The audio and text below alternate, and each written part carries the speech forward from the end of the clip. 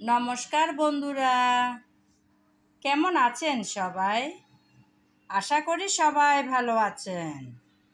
আজকে আপনাদের মাঝে নিয়ে চলে আসলাম কিছুটা পরিমাণ ঢেঁড়স। কি সুন্দর দেখতে লাগছে ঢেঁড়সগুলো, তাই না বন্ধুরা? একদম ফ্রেশ আর তাজা। এই ঢেঁড়সগুলো হচ্ছে আমার মায়ের বাগানের ঢেঁড়স। এই তাজা সুন্দর ঢেঁড়সগুলো দিয়ে বানিয়ে নেব মজাদার একটা রেসিপি। তাই আমি ঢেঁড়স আগে ধুয়ে নিয়েছি, এখন কেটে নেব। ঢেঁড়সগুলো প্রথমে আমি কেটে নিচ্ছি। এই যে একটা একটা করে নিয়ে এভাবে আমি ছুরির সাহায্যে কেটে নেব। আপনারা চাইলে বটি দিয়েও এই কাজটা সেরে নিতে পারেন। খুব সুন্দর কিন্তু ঢেঁড়সগুলো, একদম নরম। আমি এই যে এরকম সাইজ করে কেটে নিয়েছি। এভাবে করে সবগুলো ঢেঁড়স আমি কেটে তারপর আপনাদের সামনে চলে আসব। ঢেঁড়স আমি কেটে নিয়েছি, এখন রান্না করার পালা। রান্না বসানোর জন্য চুলায় একটা প্যান বসিয়ে তাতে পরিমাণ মতো তেল দিয়ে দিলাম। তেল গরম হয়ে গেল, গরম তেলে দিয়ে দিলাম সামান্য রসুন কুচি, তারপর দিচ্ছি পেঁয়াজ কুচি। আজকের রান্নাটাতে আমি পেঁয়াজ আর রসুন কুচি করে দিলাম। হালকা করে নেড়ে চেড়ে ভেজে নেব।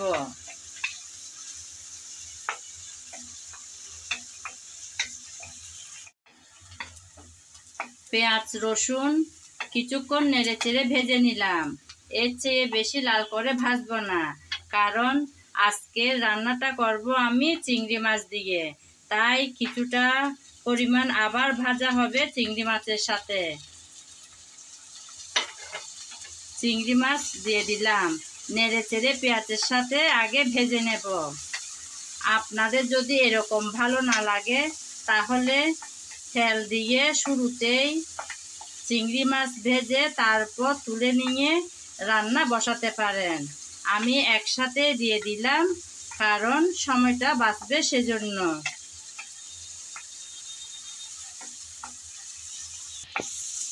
চিংড়ির মধ্যে আমি সামান্য পরিমাণ হলুদ দিয়েছি আর সামান্য দিয়েছি লবণ।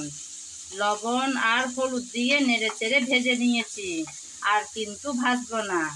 এখন দিয়ে দেব মশলা।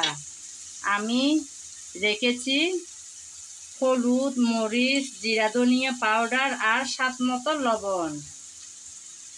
মশলা দিয়ে নেড়ে চেড়ে ভালোভাবে ভেজে নিতে হবে। মশলা যেন পুড়ে না যায় সেদিকে লক্ষ্য রাখতে হবে। তাই আমি কিছুটা পরিমাণ পানি দিয়ে দেব।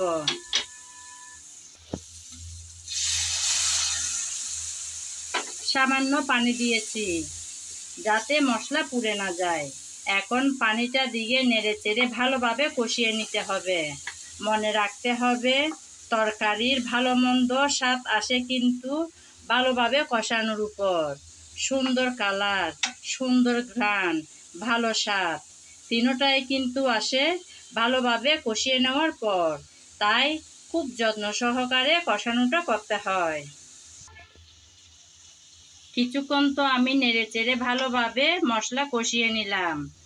উপরে কিন্তু তেল বেশি আসলো, এতেই বোঝা যাচ্ছে মশলা ভালোভাবে কষানো হয়ে গেল।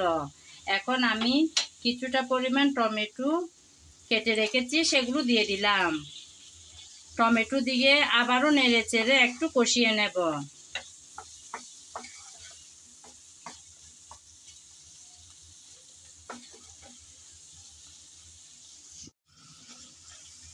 ভালোভাবে নেড়ে চেড়ে একটু কষিয়ে নিলাম। এখন দিয়ে দেব ঢেঁড়স। আমি তো ঢেঁড়স বলে থাকি, অনেকে আছে ভেন্ডি বলেন, যে যে নামে ডাকেন আর কি। তো এখন দিয়ে দিলাম ঢেঁড়সগুলো। ঢেঁড়সগুলো দিয়ে আবারও ভালোভাবে নেড়ে চেড়ে একটু কষিয়ে নেব। শুরুতেই কিন্তু নেড়ে চেড়ে ভালোভাবে কষিয়ে নিতে হয়। অনেকে হয়তো জানেন যে ঢেঁড়স একটু পিছলা টাইপের। রান্নার সময় কিন্তু বেশি নাড়াচাড়া করলে ভেঙেও যায় আর পিছলা পিছলা ভাবটাও চলে আসে। তাই শুরুতে কষানোর সময় ভালোভাবে নেড়েচেড়ে কষিয়ে নিতে হবে, যাতে পরবর্তী সময় খুব একটা বেশি নাড়াচাড়া করতে না হয়। বেশ কিছুক্ষণ আমি নেড়েচেড়ে ভালোভাবে ঢেঁড়স কষিয়ে নিলাম। এখন দিয়ে দেব পরিমাণ মতো পানি।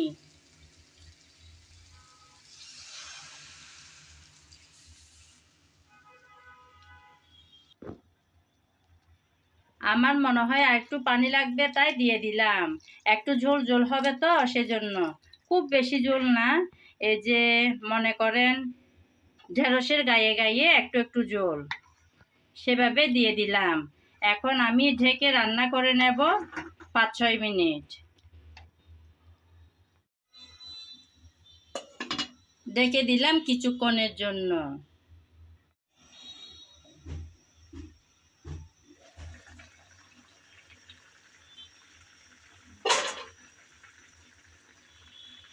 কিছুক্ষণ আমি ঢাকনা দিয়ে রান্না করে নিয়েছি, অনেকটাই সিদ্ধ হয়ে আসলো। আপনারা তো সবাই জানেন, যারা ঢেঁড়স রান্না করেন বা পছন্দ করেন, ঢেঁড়স রান্না করতে খুব বেশি একটা সময় লাগে না। এখন আমি উপরে কিছুটা ধনেপাতা কুচি দিয়ে দেব। ধনেপাতা কুচি দিয়ে আবারও 3-4 মিনিট ঢেকে রান্না করে নেব। ঢেকে দিলাম কিছুক্ষণের জন্য। চুলার আগুনটা একদম ছোট করে দেব।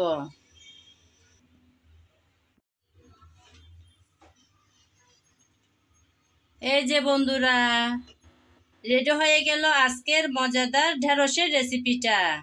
আমি কিন্তু ঢেঁড়সের কালার একদম ঠিকঠাক বজায় রেখে রান্নাটা করলাম।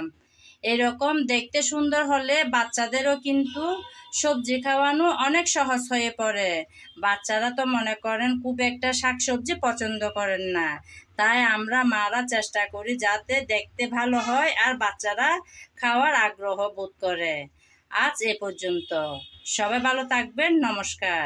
আগামী ভিডিও দেখার আমন্ত্রণ জানিয়ে আজ এখানেই বিদায় নিলাম। সবজির কালারটা ঠিকঠাক বজায় রেখে কিভাবে মজাদার করে রান্না করা যায় সেটাই আজকে তুলে ধরলাম আমার রান্নাতে।